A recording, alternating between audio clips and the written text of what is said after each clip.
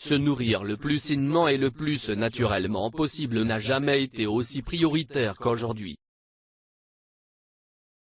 Ceci est dû au progrès qui a transformé le domaine alimentaire en une vraie industrie massive qui, malheureusement de nos jours, privilégie clairement la quantité à la qualité et peut même aller jusqu'à mentir sur la provenance de certaines viandes ou la manière dont l'élevage ou l'abattage sont effectués. C'est pour toutes ces raisons, ainsi que d'autres, que cette industrie n'a jamais autant été au centre de la polémique. Au lieu de vendre des poulets sains et nutritifs, certains industriels les remplissent avec toutes sortes de liquides et de produits chimiques, dans une tentative de faire passer leur viande de mauvaise qualité pour une viande de premier choix. Dans ces processus de production, les firmes ne nourrissent pas les poulets pour qu'ils soient en bonne santé ni pour que leur viande soit tendre et juteuse, mais pour faire le maximum de profit, ils font donc en sorte que le poulet atteigne le poids requis plus rapidement.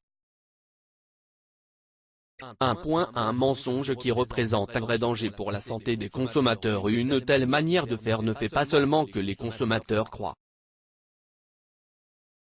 acheter du poulet de bonne qualité, mais met également leur santé en danger, car un tel poulet contient des quantités astronomiques de sodium. Le pire dans tout ceci est que ces producteurs de poulet à la qualité douteuse étiquettent leurs produits comme étant 100% naturels, une terminologie qui n'est d'ailleurs même pas réglementée par la loi.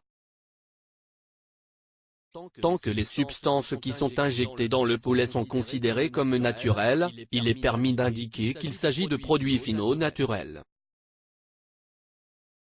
Ainsi, on se retrouve avec un énorme paradoxe, puisqu'on qualifie de naturel un poulet qui a été injecté de substances qui ne le sont en aucun cas.